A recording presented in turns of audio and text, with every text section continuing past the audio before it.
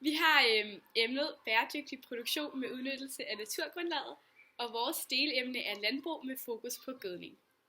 Og vi har valgt det her emne, fordi vi synes, det dækker rigtig godt over de 3 fag, vi skal komme ind på. Og vores problemformulering er, hvordan påvirker gødning miljøet, og hvordan ser fremtiden ud i forhold til næringsstofferne i gødningen. Nyd filmen. Alle planter har brug for næringsstoffer for at vokse, hvilket er det, vi bruger kunstgødning til. Men der er forskel på, hvor meget gødning planter har brug for. Plantens forbrug af næring afhænger blandt andet af plantens størrelse og omfanget af bladtilvæksten. I 1950'erne begyndte man at bruge kunstgødning, og i starten der var der ingen problemer med næringsstofferne i vandet. Men senere der opdagede man, at ikke al kunstgødning de bliver i marken, men siver ned i søer, åer og fjorde, og også i grundvandet. Kunstgødning det er kemisk fremstillet og består af de næringsstoffer, som planter har brug for. Der er det her, der hedder NPK-gødning. Det er altså kunstgødning, og det altså står for NPK. N det står for nitrogen, P står for fosfor, og K står for kalium. Og disse næringsstoffer er nogle meget vigtige for planterne, så planterne kan gro. Nitrogen det er altså kvælstof, som forbedrer hele plantens vækst. Fosfor forbedrer plantens energiomsætning. Og kalium forbedrer plantens vækst og modstandsdygtighed.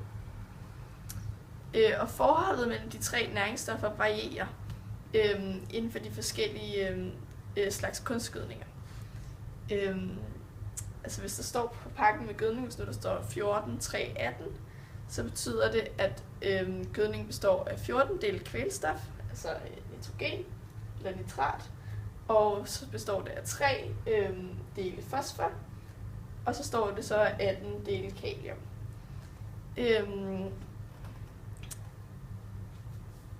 NPK-gødning kan også indeholde andre næringsstoffer i lidt mindre mængder.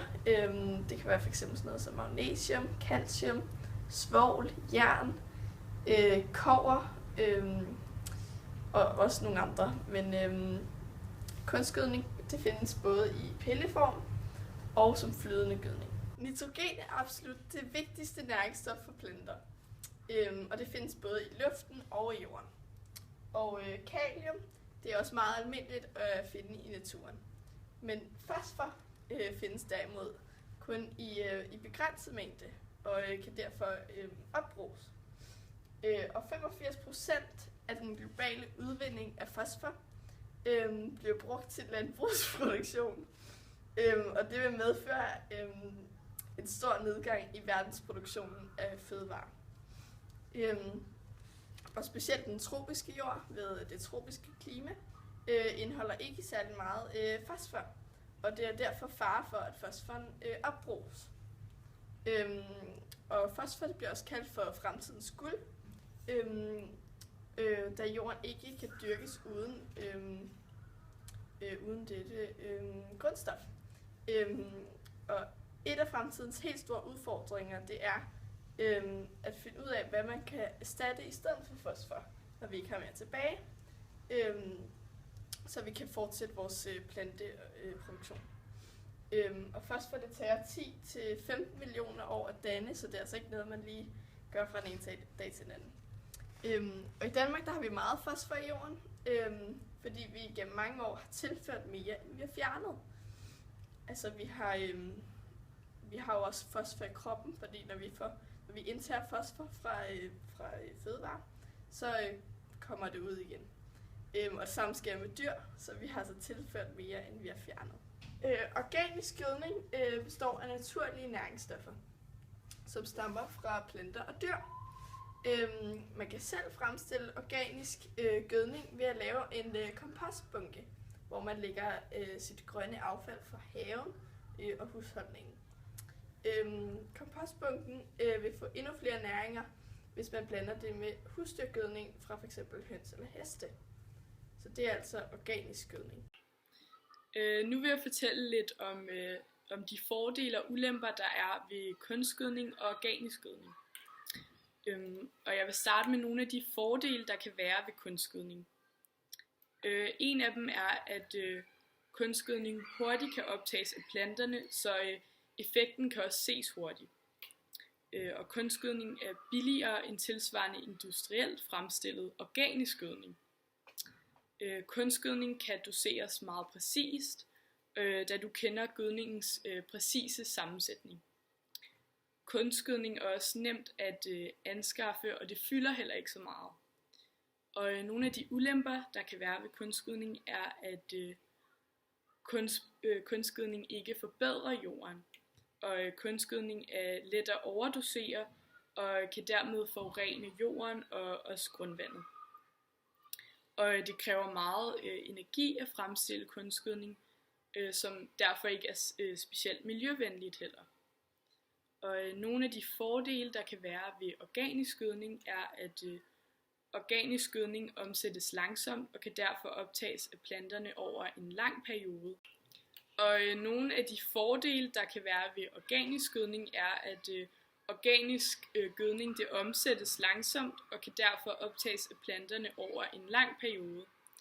Og organisk gødning forbedrer jorden og dens liv af mikroorganismer. Og organisk gødning er svært at overdosere og kan derfor ikke skade miljøet på samme måde. Og dyregødning skader heller ikke planterne, hvis den har ligget mindst 3 måneder, før den bringes ud. Og nogle af de ulemper, der kan være ved organisk gødning, er, at organisk gødning som dyregødning er meget besværlig at opbevare, og dyregødning kan selvfølgelig lugte. Og industrielt fremstillet gødning er dyrere end kunstgødning. Og industrielt fremstillet organisk gødning er ikke så miljøvenlig som dyregødning og kompost, da der bruges energi til produktionsprocessen. Så jeg vil tale lidt om 3 slags forureninger af grundvand. Der er fladeforurening, punktforurening og linjeforurening. Så nogle eksempler på fladeforurening kan være, hvis kvælstoffer ryger sammen med regnvandet ned til vores grundvand. Det kan fx være nitrat, NO3 og ammoniak, NH4. Hvis planterne ikke optager kvælstoffet i vækstsæsonen, når vækstsæsonen er over, så vil det sive ned sammen med regnvandet gennem jorden og ned til grundvandet. Og det vil ske i form af nitrat. Et andet eksempel kan være, når markerne sprøjtes med plantebeskyttende midler, også kaldet pesticider.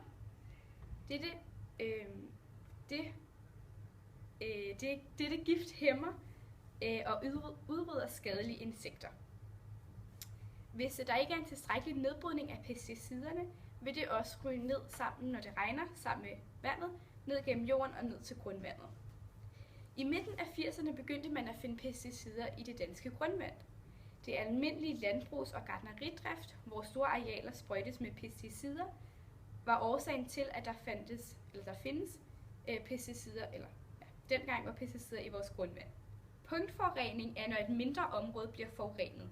Det kan fx være en tank, som bliver gravet ned i jorden og som bliver udsat, så noget løber ud fra den, og det når ned i jorden, så et lille areal omkring tanken bliver forurenet.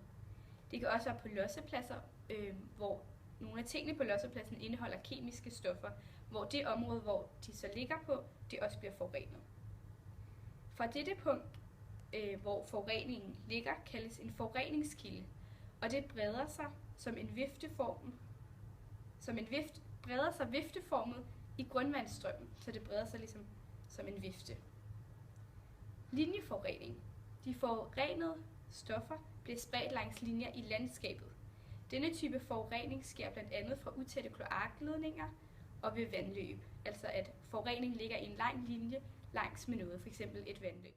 Og her kan vi så se en grafisk afbildning af forurening af grundvandet.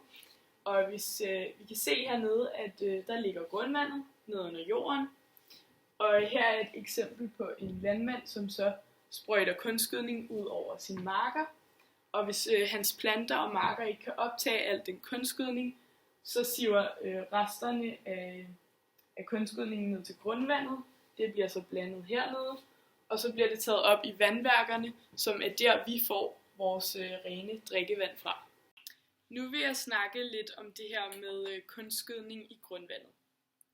Og man begyndte at bruge kunstgødning i landbruget i 1950'erne. Og til at begynde med var det ikke rigtig et stort problem med for mange næringsstoffer i åer, søer og fjorde samt i grundvandet. Men problemet begyndte at opstå, da landmændene, der brugte det her kunstgødning, de begyndte at bruge for meget gødning på markerne. De tænkte simpelthen bare, der skal hellere for meget end for lidt. Og de overskydende næringsstoffer, som planterne så ikke optog, de sivede ned i grundvandet, eller ud i åer, søer eller fjorde. Og der var nogle målinger, der viste, at der var uorganiske næringsstoffer i grundvandet, og derfor var der op til flere drikkevandsboringer, der blev nødt til at lukke. Og så har jeg lidt om vandets kredsløb, og det fungerer sådan, at solens varme får vandet til at fordampe fra have og søer, og fra landjorden og fra planter.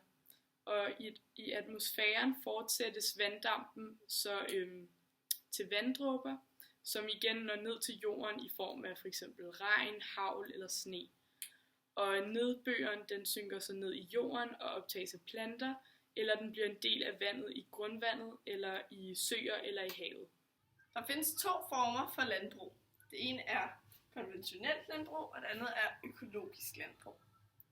I det konventionelle landbrug, der bruger man kunstgødning, hvis man ikke har gødning nok for dyrene. Og hvis afgrøderne angribes af svampesygdomme eller insekter, sprøjter landmanden med sprøjtegift. Landmanden sprøjter også mod ukrudt, som tager næring og plads fra afgrøderne. Og hvis der sprøjtes mod planter, kan giftstoffet forhindre planten i at lave fotosyntese. Planten kan så ikke skaffe energi og dør efter kort tid. De varer, der produceres på de konventionelle landbrug, skal overholde en række kvalitetskrav. Korn og grøntsager må kun indeholde små mængder sprøjtegift, og kødet må ikke indeholde medicinrester over en vis grænse. Og så er der økologisk landbrug. Det blev populært op gennem 1990'erne. Fødevarer, som er produceret med respekt for naturen. Hvor der stilles 3 vigtige krav til økologisk landbrug. Det ene er ingen brug af sprøjtegift, ingen brug af kunstgødning og bedre forhold for dyrene. Det gode ved konventionelt landbrug, det er, at det er billigere at købe end økologisk landbrug. I vores forsøg har vi valgt at undersøge, hvilke næringsstoffer der findes i NPK-gødning. Den her opløsning er den opløsning, man normalt vil bruge til planter. Men da vi puttede nitratreagens i, fik vi ikke nogen reaktion ud af det. Så derfor har vi prøvet med lidt mere gødningssalte i den her, for at vi bedre kan påvise nitratreagensen. Så er det nok ikke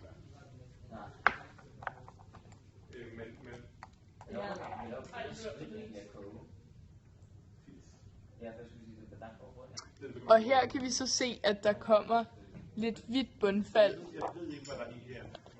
i reagensglasset.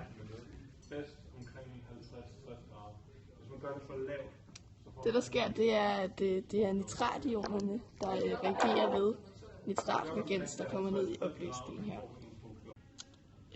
Vi skal påvise, at om der er fosfationer eller kloridioner, og det gør vi med sølvnitrat. Og hvis der skal være fosfationer, så skal der dannes et gult bundfald i saltet. Og hvis der skal være kloridioner, så skal der være et hvidt bundfald. Så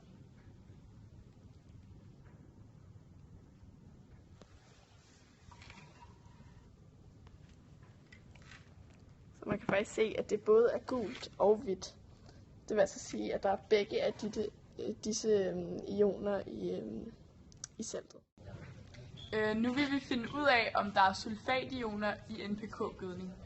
Og det gør vi ved at tage nogle dråber af den her bariumklorid ned i vores gødningsopløsning.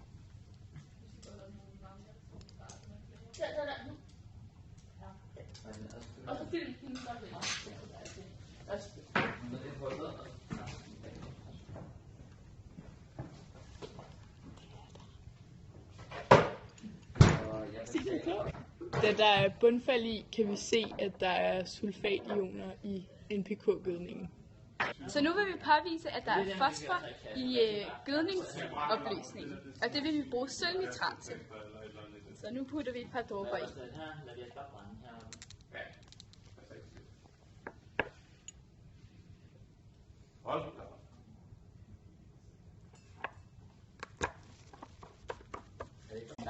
Så det hvide bundfald er fosforen, der reagerer med sølvnitraten i gødningsblandingen. Så nu vil vi tage en nikkelspatel og dyppe det i et rent gødningssalt uden noget i. Og det gør vi så lige. Og så vil vi putte den hen over ilden. Og hvis den bliver violet, så indeholder det calciumioner, og hvis den bliver orange, gul, så vil det indeholde natriumioner. Ja, så nu vil vi lige dyppe den i gang igen.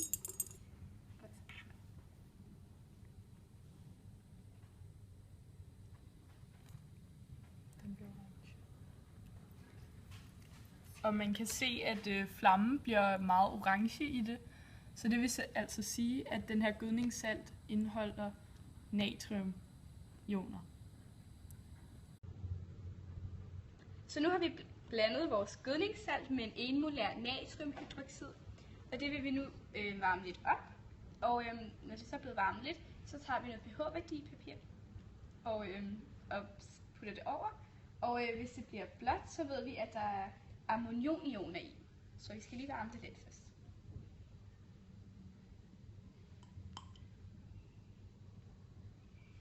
Og så vil vi putte pH-værdipapiret ned i. Man kan nu se, at pH-papiret er helt blåt, og det vil sige, at der er ammonionioner i. Og man kan også tydeligt dufte, at der er ammoniak i. Ud fra vores forsøg har vi fundet ud af, hvilke næringsstoffer der findes i NPK-gødning. Der findes nitrationer, kloridioner, fosfationer, sulfationer, natriumioner, ammonionioner og kaliumioner. Og vi kan ud fra vores forsøg konkludere, at hvis disse stoffer ender i vores grundvand, kan det få fatale konsekvenser for fremtiden. En af de grunde til, at vi bruger kunstgødning, er for at ligesom få et større udbytte af for eksempel marker og planter. Og vi bliver nemlig flere og flere mennesker i verden, så der er ligesom flere mennesker, der også skal brødfødes. Og hvis man kigger på befolkningspyramiden for Danmark i 2017, og så går lidt tilbage i tiden, kan man se, at vi er blevet mange flere mennesker, og vi er også blevet ældre. Tilbage. Så kan man se her, at der er kommet flere ældre til, og vi er også blevet flere mennesker. Og man kan også se, at den generation, der cirka er de her 70 eller ældre, de levede under 2. verdenskrig, og da 2. verdenskrig så var slut, så var rigtig mange glade, så mange fik rigtig mange børn. Så den generation, der ligger lige under her, det er en stor generation. Man kan også se, at i samfundet i dag, der går man rigtig meget op i karriere og sådan noget. Så der er mange, der får børn senere, eller slet ikke får børn. Og i 1966, der kom p-pillen til Danmark, så man kan også se, at antallet af nyfødte og børn, det bliver så formindsket, fordi folk så kan beskytte sig mod at få børn. Og derudover kan man også sige, at den globale fødevarekrise ramte i 2008, hvilket gjorde, at priserne på fødevarer de steg markant, og folk verden over de sultede. Så udbyttet var simpelthen for småt, og efterspørgslen for stor. Og man bliver derfor nødt til at få det størst mulige udbytte af afgrøderne af ens afgrøder. Så det er ligesom derfor, at der også er mange landmænd, der bruger kunstgødning til deres landbrug. Og det her problem med med kunstgødning i grundvandet, det kan man også sammenligne en lille smule med det her med det her med, at man i nogle konventionelle landbrug giver dyr for meget antibiotika. Og når man anvender antibiotika til dyr, der ikke er syge, eller bruger for meget til dem, der er syge, så kan det ske, at dyrene de bliver resistente. Og det vil sige, at antibiotikaen ikke længere vil kunne helbrede de her syge dyr. Og det vil også give os et problem, fordi da det er os, der spiser de her dyr, kan det ende med, at vi også bliver resistente over for antibiotika. Og det kan ske det, at vi ikke længere kan bruge antibiotika som helbredsmiddel.